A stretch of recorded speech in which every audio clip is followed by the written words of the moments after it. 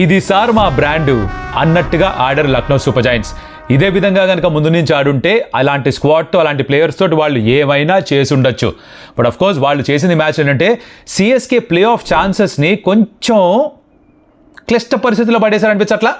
దాని గురించి కాస్త మాట్లాడుకుందాం. ఎలా డామినేట్ చేశారు. మిచ్ మార్ష్ తన 100 ఎలా మిస్ చేసుకున్నాడు.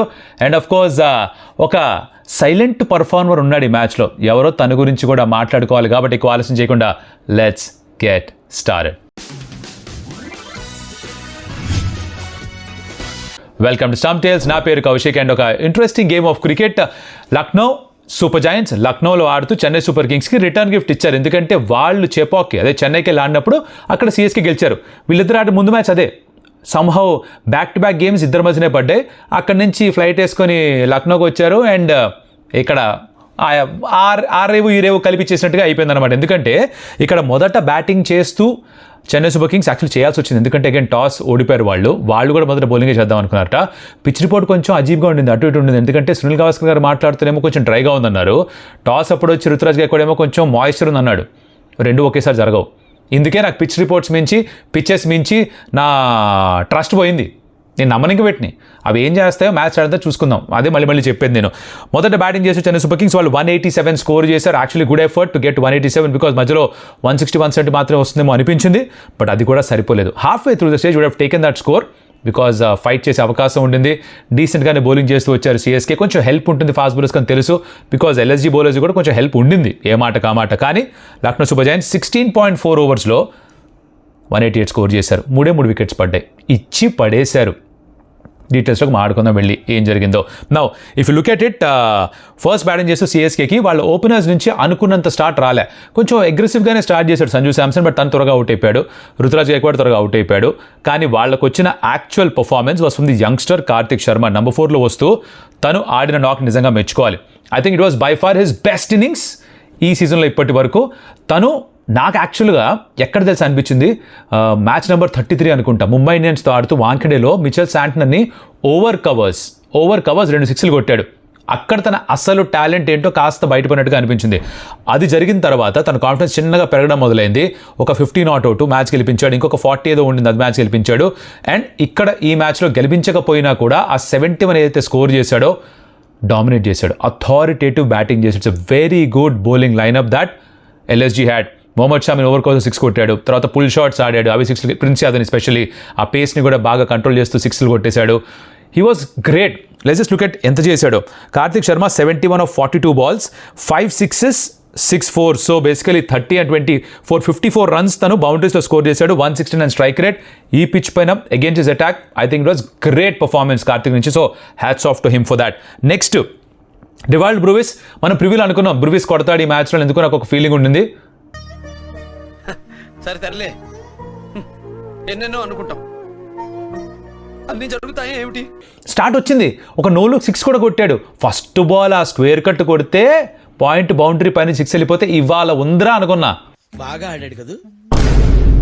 సారీ 25 దగ్గర అవుట్ అయిపోయాడు. ఓ టాప్ ఏజ్ మొహమ్మద్ షమీ బౌలింగ్లో ఉన్నంతసేపు బాగా ఆడాడు. 16 balls 25, 2 6లు, strike rate 156. It was actually looking very good. So మనం అనుకుంది సగమైంది అనొచ్చేమో. సగమే అయింది.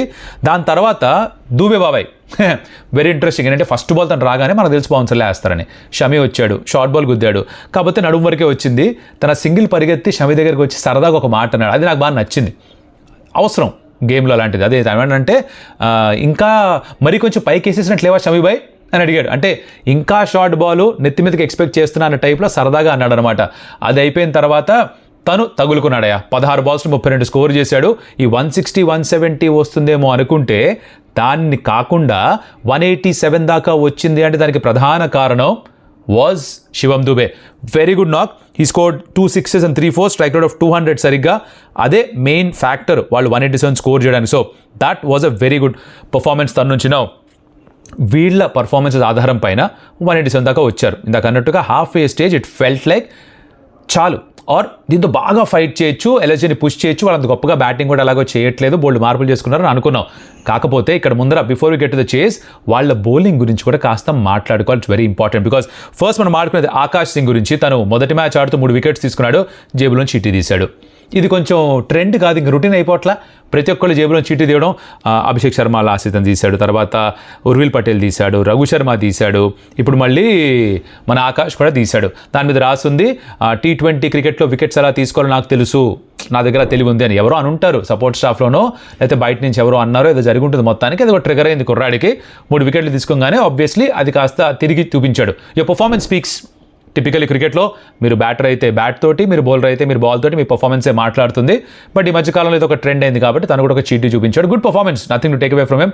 ఆ పేస్ చూపించాడు, మంచి లైన్ లెంత్ వేశాడు, సీమ్ పొజిషన్ చాలా బాగుంటుంది. So great performance by Akash, full marks to him for that. Next మనం మాట్లాడుకునేది this is a special segment. ఇవాళ నుంచి స్టార్ట్ అవుతుంది మనకి. Amaron, Quiet Performer of the Day.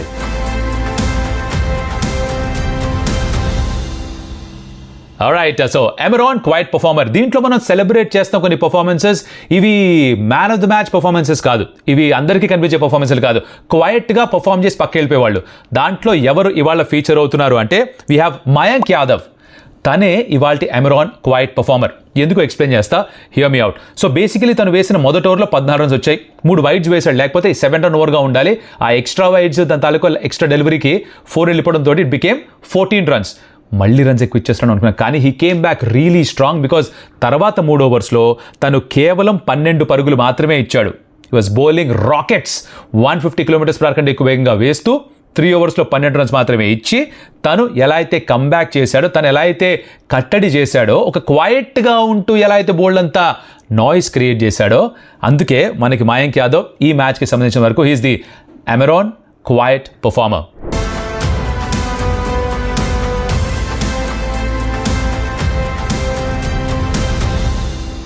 Now ఇది మనం ఇక్కడి నుంచి ఐపీఎల్ అయిపోయేదాకా రోజు చేస్తూనే ఉంటాం. సో దీనిలో సెలబ్రేట్ చేసుకుందాం ఇలాంటి ప్లేయర్స్ని, ఇంకాస్త మందిని గోయింగ్ ఫార్వర్డ్. సో మీకు నచ్చుంటే కనుక మీ ఉద్దేశంలో అమెరాన్ క్వైట్ పర్ఫార్మర్ ఎవరో మీరు ట్యాగ్ చేసి కింద కమెంట్స్లో పెట్టచ్చు. Please put in the comment అమెరాన్ క్వైట్ పర్ఫార్మర్ అండ్ మీ ఉద్దేశంలో ఎవరో ఎందుకో కమెంట్ చేయండి. మేము కూడా చూస్తాం మీరు ఎవరి గురించి చెప్తారో, మీ ఉద్దేశంలో ఎవరు ఇలాంటి పర్ఫార్మెన్స్ ఇచ్చున్నారో. ఓకే, నా దీని తర్వాత ఎల్ఎస్జీ చేజ్ స్టార్ట్ అయింది. అది చేజా, అది ర్యాంపేజ్ ఇచ్చి పడేశారు. ఎందుకంటే మిచ్ మార్ష్ అంశుల్ కాంబోజ్ని టార్గెట్ చేశాడు భయ్యా, మామూలుగా కాదు. అంటే ఒక ఓవర్లో 4 సిక్స్లు, 5th బాల్ మిస్ అయింది, dot ball, 6th ball 4, 28 runs కొట్టాడు. అన్నీ ఆ లెగ్ సైడ్కి ఇచ్చుకున్నాడు. తనకి షార్ట్ బాల్ ఆడడం చిన్నప్పటి నుంచి ఇష్టం. మనకి వెన్నతో పెట్టిన విద్య అంటారు, వాళ్ళకి అంతే. వాళ్ళు కూడా అక్కడ బటర్ బ్రెడ్డేగా ఎక్కువ తినేది. చిన్నప్పటి నుంచి పర్త్లో ఆడి పెరిగాడు. పర్త్లో అన్ని కూడా బౌన్సీ ట్రాక్స్. సో ఈ హారిజాంటల్ బ్యాట్ షాట్స్ అంటే కట్లు, పుల్స్ ఆడడం చాలా ఈజీ అనమాట వాళ్ళకి. ఆడి అలవాటు అయిపోయి ఉంటుంది, మసిల్ మెమరీలోకి ఎక్కేసి ఉంటుంది. బోల్డ్ కొట్టాడు, అట్లా ఇచ్చుకున్నాడు. పవర్ ప్లేలోనే మ్యాచ్ సగం అయిపోయింది, అక్కడే కొట్టిపారేశారు వీళ్ళు. ఎందుకంటే ఈవెన్చువల్గా ఇన్నింగ్స్ అయిపోయేసరికి మిచ్ మార్ష్ 38 బాల్స్ 90 స్కోర్ చేశాడు. 7 సిక్సెస్, 9 ఫోర్స్, అంటే 7 6 are 42, 9 4s are 36. యాడ్ చేయండి, ఎన్ని బౌండరీస్లో వచ్చాయి మీకే అర్థమవుతుంది. పర్సంటేజ్ కమెంట్లో పెట్టండి. అంటే అది రామ్ 236 స్ట్రైక్ రేటు, 100 వచ్చేసింది. లాస్ట్ వరకు ఉంటాడు. 15-16 ఓవర్లు, మ్యాక్సిమం 14 ఓవర్లు మ్యాచ్ అయిపోతుంది అనుకున్నాం. అలాంటిది ఎలా అవుతాడు తెలుసా, కొట్టక నికోలస్ పూరన్ ఇదే మ్యాచ్లో ఒక మంచి స్ట్రేట్ డ్రైవ్ కొడితే అది ముఖేష్ చౌదరి చేతికి తగిలి స్టంప్కి వెళ్ళిపోయింది. This was the only way he was going to get out అలా అనిపించింది. ఇంకెక్కడ కూడా ఛాన్స్లు ఇవ్వలేదు, ఇచ్చుకున్నాడు అంతే. చెప్తున్నా కదా మా bro, it was a great నాక్. ఆల్రెడీ ఒక సెంచరీ ఉంది ఈ సీజన్లో, ఓ 50 ఉంది, 2 40s ఉన్నాయి, అండ్ ఇంకొక 90. మ్యాచ్ డిఫైనింగ్ ఇన్నింగ్స్ ఆడాడు. ఇది తన బ్రాండ్. ఇందాక స్టార్టింగ్లో చెప్పాను, ఇది తన బ్రాండ్. ఇలాంటి క్రికెట్ ఆడుతూ ఉంటే it's a very difficult team to beat Lucknow Super Giants. Hopefully మిగిలిన మ్యాచెస్ అండ్ రాబోయే సీజన్లో ఇంకా బెటర్ పర్ఫార్మెన్స్ చూస్తాం. ఇక్కడ ఇంకొక పర్ఫార్మర్ గురించి మాట్లాడాలి మనం, అది జాష్ ఇంగ్లిష్. ఇందాక నాకు మయాంక్ బాగా నచ్చేసి అక్కడ పెట్టేశాను, కానీ తిని కూడా పెట్టచ్చు. ఎందుకు తెలుసా, దీని ముందర మ్యాచ్లో 30 balls 85 కొట్టాడు. అంటే అంత అగ్రెసివ్గా ఆడగలడు. కానీ ఈ మ్యాచ్లో తను నోటీస్ చేశాడు. టిప్ ఆఫ్ ది డే కూడా ఇక్కడే ఉంది. అదేంటో తెలుసా, cricket is a team sport. మీరు పార్ట్నర్తో కలిసి చేసేదే మిమ్మల్ని గెలిపిస్తుంది, బ్యాటింగ్లో అయినా బౌలింగ్లో అయినా. ఇక్కడ జాష్ ఇంగ్లిష్ ఏం చేశాడు, తను కూడా అగ్రెసివ్గా ఆడొచ్చు, కానీ ఇవాళ తను అర్థం చేసుకుంది ఈ మ్యాచ్లో ఏంటంటే మిచ్ మార్ష్ మంచి ఫామ్లో ఉన్నాడు, తనకి స్ట్రైక్ ఇచ్చేద్దాం, let him take the responsibility. తను రన్ స్కోర్ చేస్తున్నాడు, తనకు ఆ స్ట్రైక్ ఇద్దామని వదిలేశాడు. తను బ్యాక్ సీట్ తీసుకున్నాడు, ఈగో మీద తీసుకోలేదు. It's about partnership. ఇద్దరు కలిసి కట్టుగా ఆడారు కాబట్టి అడపా లూజ్ బాల్ దొరికినప్పుడు తను బౌండరీ స్కోర్ చేశాడు, కానీ ఎక్కువ శాతం స్ట్రైక్ మిచ్ మార్ష్కి ఇచ్చాడు. This is something need to learn. ప్రతిరోజు మంది కాదు, మీరు ఫామ్లో ఉన్న మీ పార్ట్నర్ ఇంకా బాగా ఆడుతుంటే, ఆ రోజు స్టార్ట్ తనకి బాగా వచ్చుంటే తనకి మీరు స్ట్రైక్ ఇచ్చేయాలి యాజ్ బ్యాటర్. ఇది నేర్చుకోవాలి. It's very important. It's give and take. ఎప్పుడు నాదే ఎప్పుడు నేనే అంటే మనం ఇండివిజువల్ స్పోర్ట్ ఆడుకోవాలి. టీమ్ స్పోర్ట్లో చాలా ముఖ్యం. ఇది నేర్పించాడు. This is the tip of the day for any youngster watching. ఈ స్కోర్ 32 బాల్స్లో రన్ బాల్ కంటే తక్కువ. ఇదే 32 బాల్స్ 85 కూడా కొట్టాడు. అలా ఆడగలడు, ఇలా కూడా ఆడగలడు. ఈ మ్యాచ్కి ఇలా ఆడడం చాలా ముఖ్యమని అర్థమైందనమాట. తర్వాత నికోలస్ పూరన్ పాపం అంటే అంశుల్ కాంబోజ్ని మరి హార్ష్గా ట్రీట్ చేశారనిపించలేదు. Anshul Kamboj CSK best bowler మా బ్రో. బెస్ట్ బౌలర్ ఈ సీజన్లో ఇప్పటిదాకా 19 వికెట్స్ కూడా ఉన్నాయి తనకి. అలాంటిది 2.4 overs 63. 4 overs వేసి ఉంటే ఎక్కడికి వెళ్ళి ఉండేదో మీ ఊహకే వదిలేస్తున్నా. Economy 23.62. It's one of those days. It happens to the best of the bowlers. ఇంత మంచి సీజన్ తర్వాత కూడా తను he disappeared all over the park. ఎందుకు ఇలా జరిగిందంటే తను వేసిన లెన్స్ బహుశా కొంచెం పొరపాటు. కాస్త షార్ట్ వేశాడు మిచ్ మార్ష్కి. నికోలస్ పూరన్ కొంచెం పైన వేసాడు. ఎప్పుడైతే పైన వేళ అప్పుడు షార్ట్ వేశాడు, ఎప్పుడైతే కొంచెం షార్ట్ వేళ వాళ్ళకి కొంచెం పైకి వేసాడు. రిజల్ట్ అన్ని 6లు ఇచ్చేశాడు. 23 runs per over is a lot of runs. 4 overs వేసి ఉంటే ఆల్మోస్ట్ 70కి పైగా రన్స్ కన్సిడర్ చేసి ఉండేవాడు. 70 కంటే ఎక్కువే. ఇమాజిన్ చేయండి, 90 కంటే ఎక్కువ వెళ్ళిపోయేది. 25 అంటే 425 100 కదా, 90 వరకు వెళ్ళిపోయేది. అన్ఇమాజినబుల్. అలాంటిది జరిగిందనమాట. వీళ్ళు ఓవరాల్గా స్పెన్సర్ జాన్సన్ తీసుకొచ్చారు, గుర్జప్ని ఆడిపించారు, 3 లెఫ్ట్ ఆర్మ్ సీమర్స్ని ఆడిపించారు. అఖిల్ హుస్సేన్ బెటర్ అని ఇప్పుడు అనిపిస్తుంది, కానీ హైండ్ సైట్లో చాలా చెప్పొచ్చు. జరిగింది ఏంటంటే, ఇది ఇంత పని అయిపోయింది, పక్కన పెడదాం. జరిగింది ఏంటంటే, ఇప్పుడు ఈ మ్యాచ్ ఓడిపోవడంతో చెన్నై సూపర్ కింగ్స్కి 2 మ్యాచ్లు మిగిలినాయి వాళ్ళకి. ఒకటి ఎస్ఆర్హెచ్ తోటి హోమ్ గేమ్ చెపాక్లో, ఇంకోటి జీటీ తోటి అహ్మదాబాద్లో అవే గేమ్. 2 గెలవాలి. నెట్ రన్ రేట్ కూడా ఇంప్రూవ్ అవ్వాలి. Because take look in the points table now. Net run rate 0.03 కొంచెం తగ్గింది. ఇప్పుడు గనక వీళ్ళు క్వాలిఫై అవ్వాలంటే 2 గెలవాలి, 16 పాయింట్స్కి వస్తారు. నెట్ రన్ రేట్ కూడా ఇంప్రూవ్ చేసుకోవాలి. నో, వీళ్ళకంటే పైన టీమ్స్ పాయింట్స్ టేబుల్ వాళ్ళు మ్యాచెస్ ఓడిపోవాలి అని కోరుకోవాలి. అంటే ఆర్ఆర్ ఓడిపోవాలి, పంజాబ్ కింగ్స్ ఓడిపోవాలి, ఎస్ఆర్హెచ్ని వాళ్ళే ఓడించాలి అని వాళ్ళు కోరుకోవాలి. అప్పుడే వాళ్ళు క్వాలిఫై అయ్యేది.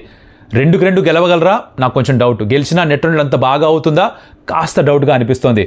దీంట్లో ఒకవేళ కొంతమంది సిఎస్కే ఫ్యాన్స్ కోసం ఏంటంటే, ఇక క్వాలిఫై అవ్వడం కష్టంగా మారింది కాబట్టి మే 18న చెపాక్లో జరిగే లాస్ట్ హోమ్ గేమ్లో మహేంద్ర సింగ్ ధోని ఆడతారేమో. My guess at this point of time. చూద్దాం, జరుగుతుందో తెలీదు. I'm just taking a wild guess at this point of time. So అది సిఎస్కే ముందు ఈక్వేషన్. సో ఈ మ్యాచ్ ఓడిపోవడంతో కొంచెం వాళ్ళ ఛాన్సెస్ తగ్గిపోయాయి. ఎల్ఎస్జీ ఎలాగో ఎలిమినేటెడ్, బట్ ఎల్ఎస్జీ చేసిన మంచి పని ఏంటంటే సిఎస్కే కంటే పైన వాళ్ళందరికీ అవకాశం ఇచ్చేశారు. Next game is KKR and GT కలిస్తే క్వాలిఫై అయిపోతారు. I'm not getting in to the preview because ఒకటి నేను I have to take a flight అర్జెంట్గా వేరే పని మీద నేను మళ్ళీ హైదరాబాద్ రావాలి. సో నేను ఆ మ్యాచ్ కూడా చూడను. సో నేను ఆ ప్రివ్యూ చేయట్లేదు. డోంట్ మైండ్ మా బ్రోస్. బట్ జీటీ గెలిస్తే వాళ్ళు క్వాలిఫై అయిపోతారు. కేకేఆర్ కూడా అవుట్ సైడ్ ఛాన్స్ మాత్రమే ఉంది. బట్ వాళ్ళ తర్వాత ఉన్న ఆర్సీబీ అయినా, ఆర్ పైన ఉన్న ఆర్సీబీ అయినా, ఆర్ ఎస్ఆర్హెచ్ అయినా, ఆర్ పంజాబ్ కింగ్స్ అయినా, ఆర్ ఆర్ఆర్ అయినా, ముఖ్యంగా 3, 4, 5లో ఉన్న టీమ్స్ వీళ్ళు అమ్మయ్యా అనుకుంటారు. బికాజ్ వాళ్ళ మ్యాచ్లు గెలిస్తే క్వాలిఫై అయిపోయే అవకాశం ఉంటుంది. ఆర్ఆర్ కూడా 3 గెలిస్తే వాళ్ళు క్వాలిఫై అవ్వచ్చు. పంజాబ్ కింగ్స్ 2 గెలవాలి, 1 గెలిస్తే డైసీగా మారచ్చు. ఎస్ఆర్హెచ్ కనీసం 1 గెలవాలి. అండ్ ఒక మ్యాచ్ కనుక ఆర్ఆర్ ఓడిపోతే చాలు, ఎస్ఆర్హెచ్ క్వాలిఫై అయిపోతారు. This is what has happened after this game. And ఎల్ఎస్జీలా గెలిచి మిగతా వాళ్ళందరికీ కూడా కాస్త హెల్ప్ చేసి పెట్టినట్టుగా అనిపిస్తోంది. మరి మీరేమనుకున్నారు? మీ ఉద్దేశంలో ఎవరి పర్ఫార్మెన్స్ బాగా నచ్చింది? ఎవరు మీ ఉద్దేశంలో మన ఎమరాన్ క్వైట్ పర్ఫార్మర్? అది కూడా కమెంట్లో చెప్తూ ఈ సెగ్మెంట్ ఎలా నచ్చింది అది కూడా చెప్పండి. అండ్ మరొకటి మళ్ళీ కలుస్తా. Enjoy the game on Saturday. నేను అది చేయను, దాన్ని ప్రివ్యూ చేస్తానేమో తెలియదు నాకు. అర్ధరాత్రి మళ్ళీ ఫ్లైట్ తీసుకొని వెనక్కి ముంబైకి రావాలి. Hectic day. So will see what happens. But stay tune. Thank you so much for watching the video. ఇప్పటిదాకా like it, share it, subscribe to Stump Tales. మరొకటి మళ్ళీ కలుస్తా. అప్పటిదాకా సెలవు. అడియోస్ అమిగోస్.